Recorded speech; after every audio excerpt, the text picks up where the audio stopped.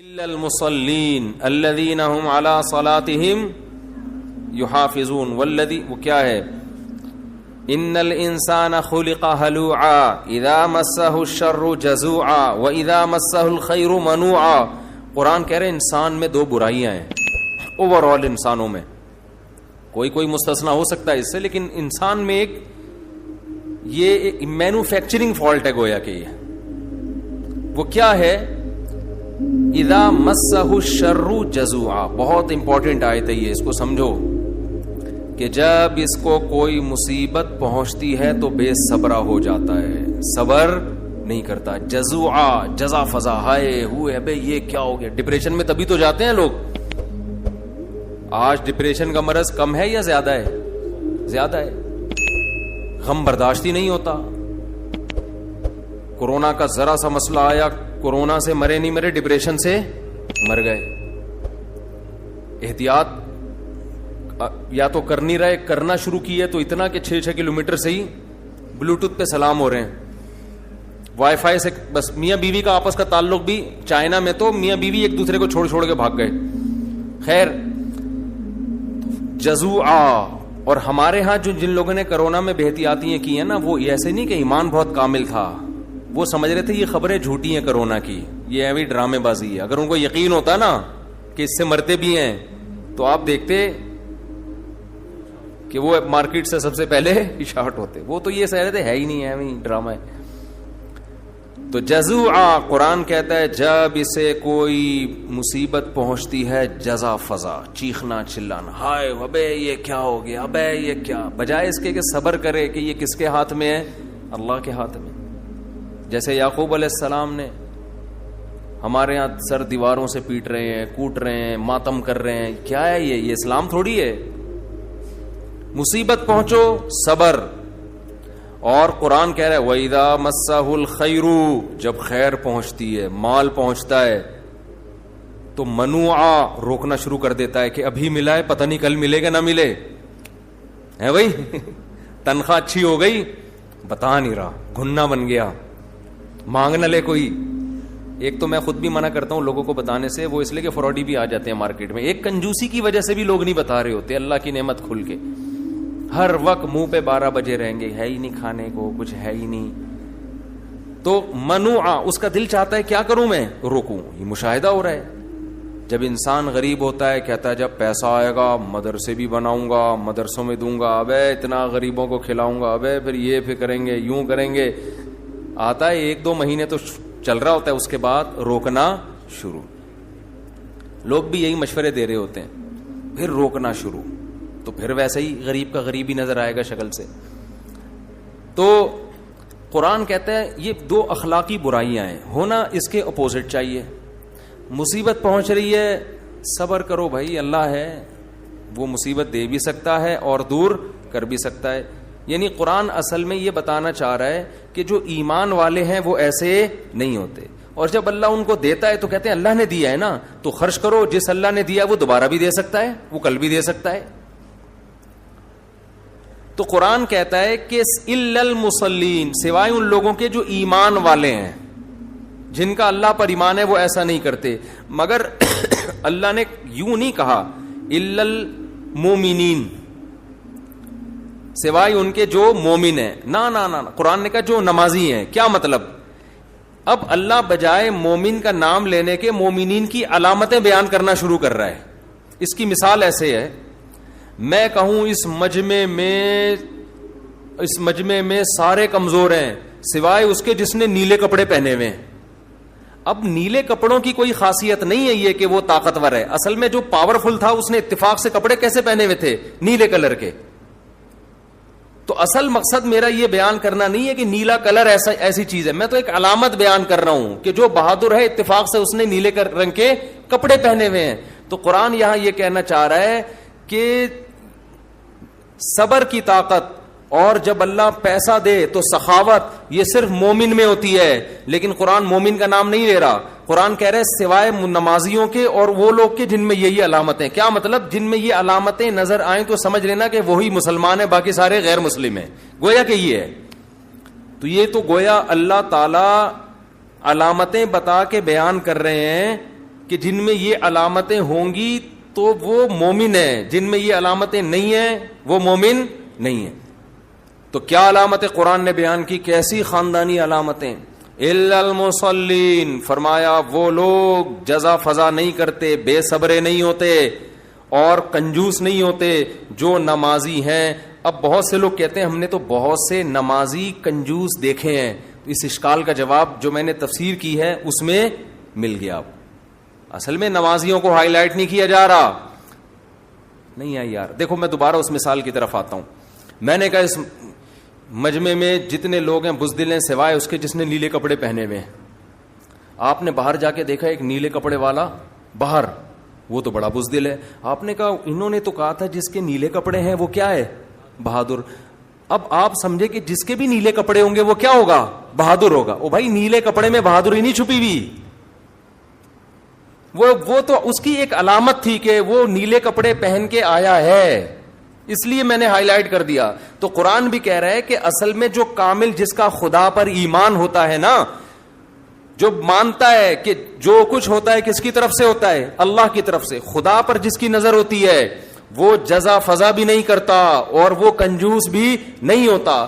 باقی جو خدا پر ایمان رکھتا ہے تو اللہ, ہم تو دلوں میں جھانک کے نہیں دیکھ سکتے کہ ایمان کون رکھتا ہے, تو اللہ کہتے ہیں علامات سے بتا دیتا ہوں, جس کو دیکھو نمازوں کی پابندی کر رہا ہے اور یہی علامتیں اس کے اندر ہیں, تو اس سے اندازہ لگا لینا وہ کیا ہے, مومن ہے. اب اگر کوئی نماز کی پابندی کرے اور دل میں اس کے پکا ایمان نہ ہو تو یہ نماز کا قصور نہیں ہے, یہ اس کا اپنا قصور ہے, یہ اس کا اپنا قصور. جیسے فوج میں اکثر جو لوگ ہوتے ہیں بہادر ہوتے ہیں, بزدل آدمی کو فوج میں نہیں رکھا جاتا, کچھ ٹیسٹ لیے جاتے ہیں نا.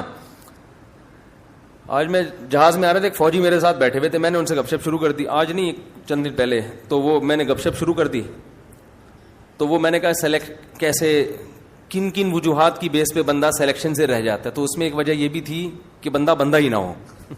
ٹھیک ہے نا, بندہ کیا ہو, بندہ ہی نہ ہو. تو ظاہر ہے کچھ تو اب شب برات کا پٹاخہ پھٹا اور جناب وہی والا قصہ ایک زمانے میں نا, وہ پھر قصے لمبے ہو جاتے ہیں, جلدی فارورڈ کر کے وہ چلا دیتا ہوں میں. وہ ایک انگریز جو ہے نا یار, پھر وہ بھی سن رہے ہوتے ہیں دوسرے مذہب والے بھی, پھر وہ بولتے ہیں ہمارا مذاق اڑا رہے ہیں, رہنے دو. خیر, تو میں نے کہا کہ یار جو وردی میں آپ کہوں گے بھائی بہادر کون لوگ ہوتے ہیں, تو میں مثال دے رہا ہوں یار, جن کے اس طرح کی وردی ہو, ڈریس ہو, تو وہ کیا ہوتے ہیں, بہادر. تو اصل میں وہ اس لیے نہیں کہ وردی ہے, اس لیے کہ وہ آرمی میں ہے, ان کی سلیکشن کے وقت یہ چیز دیکھی گئی ہے. اب آپ نے دیکھا ایک آدمی وردی پہن کے, آرمی کی وردی پہن کے گھوم رہا ہے, وہ ہے نہیں فوج میں, ویسے ہی ابا کی وردی اس نے پہن کے گھوم رہا ہے, اور بزدل چھپکلی دیکھ کے بے ہوش. دوسری شادی کا کہیں بیان سنا اور خوف کی وجہ سے بے ہوش. آپ نے کہا مفتی صاحب نے کہا جو وردی والے ہیں وہ تو بہادر ہوتے ہیں, یہ تو وردی میں تھا مگر بہادر نہیں ہے. تو میں کہوں گا بھائی یہ وردی اصل میں ایک علامت تھی اس بات کی کہ یہ بندہ فوج میں ہے, اور جو فوج میں ہوتا ہے اس میں یہ دیکھا جاتا ہے کہ بزدل آدمی کو نہیں رکھا جاتا. تو یہ وردی تو ایک علامت کے طور پہ میں نے بیان کیا. ایسا ہو نہیں سکتا فوج میں اور وردی نہ پہنتا ہو. اب یہ نہیں کہ کوئی بھی مکھن چوٹ کے وردی پہن لے تو ہم اس کو وہ سارے بینیفٹس دینا شروع کر دیں.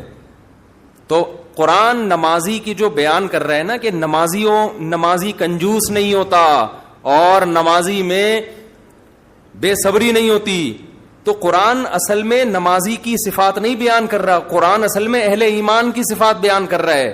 لیکن اہل ایمان اور نماز چونکہ ایک دوسرے کا لازمی جزو ہے, جیسے فوج اور وردی ایک دوسرے کا لازمی جزو, تو علامت سے بات جلدی سمجھ میں آ جاتی ہے. کیونکہ ہم کس کا کارڈ نکال کے دیکھیں گے یہ فوج میں ہے یا نہیں ہے. بھئی علامت ہے وردی ہے تو فوج میں ہے, وردی نہیں ہے تو فوج میں نہیں ہے. تو نمازی ہے تو مسلمان ہے, نمازی نہیں ہے تو مومن نہیں ہے. تو اب ہم جیسے لوگ جو نماز میں آ جاتے ہیں وہ نماز پڑھ رہے ہیں روٹین کی. ایمان کیا ہے دل سے, خدا پہ جیسا توکل ہونا چاہیے, جو نظر ہونی چاہیے, جس ٹائپ کا ایمان ہونا چاہیے وہ ہے نہیں. تو قرآن جہاں بھی نمازیوں کی تعریف کرتا ہے, قرآن جہاں بھی روزے داروں کی تعریف کرتا ہے کہ یہ علامتیں, اصل میں ایمان کو ہائی لائٹ کر رہا ہے. اب چونکہ جس میں ایمان ہوگا وہ روزے رکھے گا, جس میں ایمان ہوگا وہ نماز پڑھے گا, تو اس لیے علامتوں کو قرآن ڈیفائن کرنا شروع کر دیتا ہے.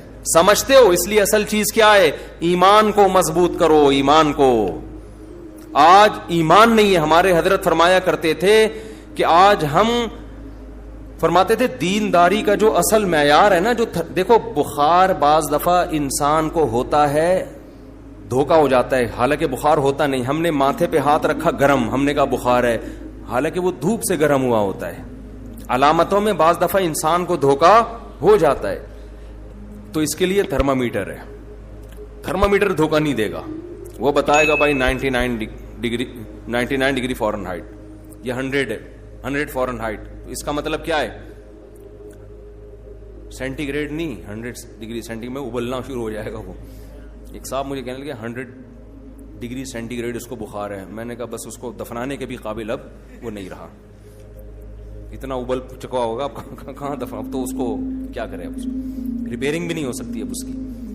تو قرآن کیا بیان کرتا ہے؟ ہاں میں یہ کہہ رہا تھا تھرمامیٹر سے پتہ چلتا ہے کہ حقیقت میں بخار ہے یا نہیں ہے, یہ تھرمامیٹر سے پتہ چلتا ہے. تو ہمارے حضرت فرمایا کرتے تھے کہ اصل میں سچی مچی کا دیندار ہے یا نہیں ہے, یا روایتی نمازیں چل رہی ہیں.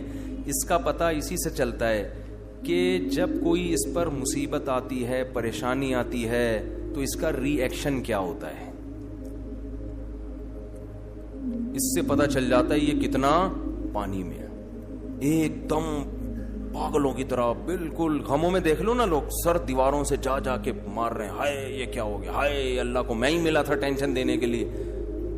عورتیں بعض دفعہ, اللہ سب عورتوں کے بچوں کی حفاظت کرے, بچہ مر جاتا ہے بالکل ہی دماغ سے کھسک جاتی ہیں, دیوار سے سر جا کے ماں میرا بچہ, میرا بھائی مسافر خانہ ہے یار, برداشت کرو جتنا اللہ کی توفیق دے. ہم نے ایسی عورتیں بھی دیکھی ہیں, جوان بیٹے کا جنازہ گھر میں, اچانک ہارٹ اٹیک سے جوان بیٹا مر گیا, آنسو نکل رہے ہیں, لیکن اللہ سے کہہ رہی ہیں اللہ یہ آنسو میرے اختیار میں نہیں ہے, کہیں ایسا نہ ہو صبر کا ثواب میرا ضائع ہو جائے. ایسی ہم نے اپنی زندگی میں دیکھی ہیں مائیں, روتے ہوئے ڈر رہی ہیں اللہ صبر کا ثواب تو نہیں ضائع ہو جائے گا اس سے. ان کو علماء مسئلہ بتا رہے نہیں جی رو لو, اس سے ثواب ضائع نہیں ہوگا. لیکن چیخنا چلا کے رونا جائز نہیں ہے. آج کسی کے ہاں میت ہو جائے, خواتین کیسے چیختی ہیں, شوہر مر گیا, ہاں ہو ایک شور شرابہ, اور اس کو فیشن سمجھا جاتا ہے. اگر کوئی بیچاری آہستہ آہستہ رو رہی ہے, دوسری عورتیں کہتی ہیں دیکھو یہ تو عمل سے لگ رہا ہے انتظار میں تھی کہ کب مرے. یہ شو بازیاں چل رہی ہیں. باپ کا انتقال ہو گیا, بیٹا آرام سے رو رہا ہے, ابے ان کو تو لگتا ہے غم ہی نہیں ہے, یہ تو دیکھو یہ تو بالکل نارمل, ایک آدھ آنسو وہ تو ویسے ہی انسان ٹپکا دیتا ہے. اور جو چیخ رہا ہے نا اچھل اچھل کے ہاں ہاں کہتے ہیں, یہ ہے اصل باپ سے محبت کرنے والا. تو یہ فیشن بن چکا ہے میتوں پہ رونا, آ کے پھر رلانا, یہ بھی ہے. اچھا بھلا وہ لوگ چپ کر کے بیٹھے ہوئے ہیں نا میت والے, آپ کے باہر سے کوئی رشتہ دار آئیں گے, دوبارہ سے وہیں سے جہاں سے پروگرام ختم ہوا تھا, شروع ہوا تھا نا, وہیں سے دوبارہ سے شروع ہو جائے. تو جو آتا ہے پھر وہ ایک نئی کہانی شروع کر دیتا ہے. عید کے دن اکثر لوگ کیا کرتے ہیں, کسی کے ہاں میت ہوئی ہو نا تو پہلی عید میں جا کے اس کو رلاتے ہیں جا کے, یہ بھی غلط ہے. عید کا دن تو خوشی کا دن ہے. ہاں یہ ایک نیچرل ہے کہ عید کے دن آپ کے کوئی قریبی عزیز اگر پچھلی عید میں آپ کے ساتھ تھے, اس عید کو نہیں ہے, تو لاشعوری طور پر غم, کیونکہ یہ تو ایک ایسا غم ہے ہم نے خود بھگتا ہوا ہے. ہمارے والد صاحب تو عید کے دن بڑا زبردست انتظام کرتے تھے, رمضان پورا ہمارا ان کے ساتھ گزرتا. تو جب پہلی عید ہماری زندگی میں آئی نا والد صاحب کے بغیر, تو وہ مجھے یاد ہے کہ وہ دن ہم پہ بڑا بھاری گزرا. ہمیں ایک ایک پل یاد آ رہا تھا, یار والد صاحب صبح نماز پڑھ کے آتے تھے, پھر یہ کرتے تھے, وہ آج وہ ہماری زندگی میں نہیں ہے. تو یہ لاشعوری, یہ تو محبت کی علامت ہے. لیکن اس کی وجہ سے آپ کپڑے نہ پہنے, نہائیں دھوئیں نہیں, خوشبو نہ لگائیں, اچھا کھانا نہ کھائیں, یہ کیا ہے؟ حرام ہے. جو غم نیچرل ہے وہ غم ہوگا, اور اس پہ اللہ خوش بھی ہوتا ہے. اگر اتنا بھی غم نہیں ہو رہا کہ آپ کی عید کے دن آپ کو اپنی ماں یاد ہی نہیں آ رہی, اور اپنا مرحوم آپ کو جو ہمیشہ عید آپ کے ساتھ منایا کرتے تھے, تو یہ تو اس کی علامت ہے آپ پتھر دل ہے نا. یہ تو اس کی علامت ہے آپ کا دل کیا ہے؟ پتھر کا ہے. تو جو غم خود بخود ہو رہا ہے وہ نیچرل ہے. سوچ سوچ کے اس غم منانے کی آپ کو عید کے دن اجازت نہیں ہے، کیونکہ غم کا دن نہیں ہے، یہ کس کا دن ہے؟ خوشی کا دن ہے. تو ہم سے، میری زندگی میں، ہم لوگ کی زندگی میں تو بڑا غم کا دن تھا جو پہلی عید تھی، یعنی ایک غم ہو رہا تھا، لیکن ہم نہائے بھی، کپڑے بھی پہنے، عید کی نماز پڑھنے بھی گئے، مبارکباد بھی دی، جو اچھا کھانا گھر میں بن سکتا تھا. پہلے مائیں شیر بنایا کرتی تھیں بڑی زبردست، آج کل وہ بھی مارکیٹ سے شارٹ ہو گئی ہے، وہ شیر بھی مارکیٹ میں نہیں ہے آج کل. اتنا مزہ آتا تھا وہ عید کے دن، شیر کے پیالے بنتے تھے، وہ بھی اب بندی لگی لگائی وہ شیر آ رہی ہے پیکنگ کی. خیر اب کیا دکھڑے لے کے بیٹھے ہم. تو جو خود بخود غم ہو رہا ہے وہ ٹھیک ہے. عید کے دن غم پراپر طریقے سے منانا یہ کیا ہے؟ یہ غلط. اب رشتہ دار آ کے آپ کو چھیڑ رہے ہیں نا کہ رو، ٹھیک ہے نا، رو، تو یہ ٹھیک نہیں ہے. خیر میں کہاں سے کہاں بات چلی گئی. تو قرآن کہتا ہے اذا مسہ الشر جزوعا واذا مسہ الخیر منوعا. تو خوشی میں اترانا نہیں ہے. بہت پیسہ آ گیا، ابھی غریب تھے، اچانک پیسہ آ گیا تو بالکل کالر ہی نیچے نہیں ہو رہا. نیا نیا پیسہ آتا ہے نا آدمی کے پاس، شو مار رہا ہوتا ہے باتوں باتوں میں جا کے، تو پتہ چل جاتا ہے یہ اس کی اوقات تھی نہیں لیکن اس کے پاس آ گیا ہے. اچھا دوسروں کو جو چڑ ہوتی ہے نا، یہ بھی اس کی علامت ہے، یہ ان کی بھی اوقات ہے نہیں، وہ بھی چڑ کر رہے ہوتے ہیں. اس کی سائیکل پہ گھومتا تھا، لینڈ کروزر پہ گھوم رہا ہے. گھومنے تو لینڈ کروزر، ہیلی کاپٹر پہ گھوم جائے، تمہیں کیا مسئلہ ہو رہا ہے تمہارے ساتھ. خیر تو قرآن کیا کہتا ہے، جلدی سے یہ آیت میں مکمل کر لوں نا جو آج ہم نے پڑھی ہے. الا المصلین. تو ایمان کی پہلی علامت قرآن کیا بیان کرتا ہے؟ جیسے بخار ہوگا تو ماتھا لازمی گرم ہوگا، ایسا ہو نہیں سکتا کہ ماتھا گرم نہ ہو. لیکن یہ ضروری نہیں ہے کہ ماتھا گرم ہو اور بخار بھی ہو. تو ایمان ہوگا تو لازمی نمازی ہوگا، لیکن نمازی ہے اور ایمان بھی ہے یہ ضروری نہیں ہے. نہیں آ رہی بات سمجھ میں؟ ہم اگر نماز پڑھتے ہیں تو ہمارا ایمان بھی کامل ہے، ضروری نہیں ہے، لیکن ایسا نہیں ہو سکتا کہ ایمان کامل ہو اور نماز ہماری زندگی سے شارٹ ہو، یہ نہیں ہو سکتا.